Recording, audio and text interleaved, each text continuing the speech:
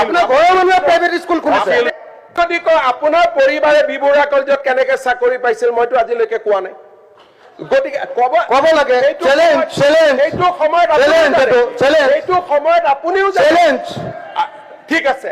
এই দিনাখন আটাইতকৈ যদি নিৰ্মমভাৱে হত্যা কৰা হৈছিল বড়োলেণ্ডত সেয়া কংগ্ৰেছৰ শাসনকালত আছিল অখিল গগৈ ভোট লাগে আপোনালোকক এতিয়া কাৰো ভোট নালাগে এবাৰ আহিছে 26 আহিছে আপোনাৰ কথা বদলিছে এই ভোট খেলিব আপোনাৰ কথা বদলিলে 26 আহি গ'ল কংগ্ৰেছৰ মন্ত্ৰীটো আপুনিও আছিলে মই আছিলো আটাইতকৈ শক্তিশালী মন্ত্ৰী এজন আছিলে আছিলো আপোনাৰ দিনত মানুহ মৰিছিলে ভাল কামকেইটা ক্ৰেডিটকেইটা চব লয় আপুনি 108 টো আপুনি আনিলো বুলি কয় এইটো কেন্দ্ৰীয় চৰকাৰৰ বস্তু আছিলে অখিল গগৈ আপোনাৰ লগত মই টু মেমে কৰিব খোজা নাই মই দেখিছো যে বয়স যিমানে হৈ গৈছে আপুনি সৰু ল'ৰা টাইপ হৈ গৈছে কোনেও এনেকে উঠা পুঠা নকৰে আপুনি কৰি থাকে যেতিয়া শিক্ষক নিযুক্তি হৈছিল আপুনি ল'ৰাবিলাকক গৈ কি কৈছিল এই তত 9 মাহৰ চাকৰি চব চেজ হৈ যাব এতিয়া সেই কন্টেক্সুৱেল শিক্ষক এতিয়া কন্টেক্সুৱেলে হৈ আছে আপুনি কৰিব পৰা নাই এইটো আপোনাৰ দিনত স্কুল কমিছে স্কুল বহা নাই চৰকাৰী স্কুল আপোনাৰ ঘৰত প্ৰাইভেট স্কুল হৈ গৈছে আপোনাৰ ঘৰৰ মানুহে প্ৰাইভেট স্কুল খুলিছে যেতিয়া এজন মতা মানুহ খুব দুৰ্বল হয় তেতিয়া তেওঁ মাইকী মানুহক আক্ৰমণ কৰিব আৰম্ভ কৰে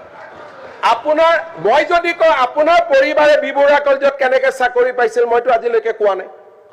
গতিকে ক'ব লাগে এইটো সময়ত আপুনিও ঠিক আছে এই দিনাখন ইণ্টাৰভিউত মই আপোনাক আগত কওঁ আপোনাৰ পৰিবাৰতকৈ চোকা ছোৱালীক পিছ পেলাই থৈ চাকৰি দিয়া হৈছিল যে মোৰ ৱাইফ ডিগ্ৰীত ডিব্ৰুগড় বিশ্ববিদ্যালয়ৰ গোল্ড মেডেলিষ্ট আছিলে আৰু এমএত গুৱাহাটী বিশ্ববিদ্যালয়ৰ গোল্ড মেডেলিষ্ট আছিলে যে মোৰ ৱাইফ এগৰাকী গৱেষকেই নহয় অসমীয়া সাহিত্যৰ সমালোচকৰ অতি দৃষ্টি আকৰ্ষণ কৰা এগৰাকী সমালোচক আৰু এই কথাটো তাৰমানে মই যেতিয়া আন্দোলনকাৰী আছিলোঁ বিবৰুৱা কলেজত চাকৰি পাইছিলে এই কথাটো হিমন্ত বিশ্ব শৰ্মাই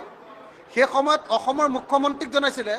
তৰুণ গগৈ ডাঙৰীয়াক আৰু তৰুণ গগৈ ডাঙৰীয়াই এনকুৱাৰী দিছিলে আৰু তৰুণ গগৈ ডাঙৰীয়াই কৈছিলে যে ইয়াততো কোনো কেলেংকাৰী নাই মোৰ পত্নী গীতাশ্ৰী তামুলীয়ে যদি কিবা ইলিগেলি চাকৰি পাইছে বুলি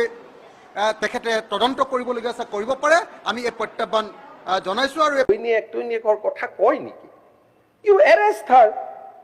কিবা যদি ভুল কৰিছে কাৰোতো সাহস হোৱা নাই আজিলৈকে কোৰ্টত গৈ কেছ এটা কৰা যে সি ইজ ডুইং ইলিগেল এজনী মানুহক কিমান কৰে 2009ত আপুনি মোৰ জন্মৰ বাচ্চাটোক গাড়ীখনৰ কথা কৈছে আজি হাউচৰ চবৰে গাড়ী সেইখন একেখন গাড়ী মই আজিও মনত বহুত দুখ পাই থাকো আপুনি মোৰ 2 বছৰীয়া ছোৱালীজনীক যিটো কৰি থৈছে নহয় নাপায় ইমান কৰিবৰ কাৰণে তথাপিতো আপোনাক মই মাতি লৈ যাওঁ তথাপিতো নিয়মমতেতো মোক ঘৰত গালি পাৰে মানুহজনৰ লগত কিয় কথা পাতিছা যিখন গাড়ীৰ কাৰণে আপুনি মোক ছোৱালীজনীক ধৰিছিলে আজি জয়ন্ত বৰুৱাৰ পৰা সাংবাদিক এজনলৈকে সৰু বিধায়কে কোনে সেইখন গাড়ীত নুঘূৰে মোক কওক আজি আপোনাৰ গাড়ীখনৰ কোৱালিটি লওক আৰু সেই সময়ত মই চলোৱা গাড়ীখন মিলাই চাওক আন্দোলনকাৰী চেণ্ডেল পিন্ধা আন্দোলনকাৰী মানুহ এজনে যেতিয়া চানমাৰিত মাটি কিনে সেই প্ৰশ্নৰ উত্তৰ কোনে দিব আপোনাতকে মোৰ শ্ৰীমতীয়ে বেছি দৰমহা পায় কৈ আছো আপোনাতকে মোৰ শ্ৰীমতীয়ে বেছি দৰমহা পায় অকল পলিটিক্সৰ পৰা যিমান প্ৰপাৰ্টি অসমত হৈছে অসমত কোনো মানুহ হোৱা নাই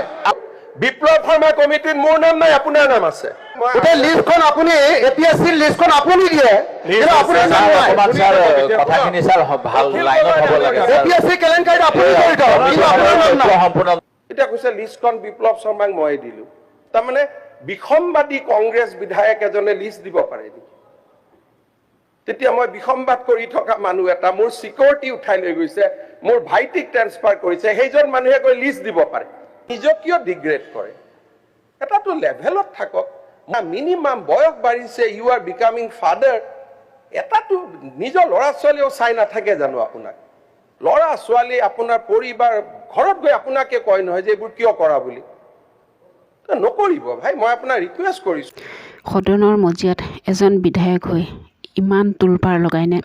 ঘৰৰ পৰিয়ালৰ কথাও সদনৰ মজিয়াত আলোচনা কৰিবলৈ এৰা নাই অখিল গগৈ শ্ৰী অখিল গগৈ ডাঙৰীয়াদেৱ আপুনি যে এনেকুৱা ভবাই নাছিলোঁ সদনৰ মজিয়াত কি আলোচনা হ'ব লাগে আৰু আপোনালোকে কৰিছে কি আলোচনা গতিকে বন্ধু বান্ধৱীসকল ভিডিঅ'টো চাই মন্তব্যখিনি কমেণ্টত লিখিব বুলি আশা ৰাখিলোঁ। আজিলৈ আহিলোঁ, বাই বাই, জয় আই অসম।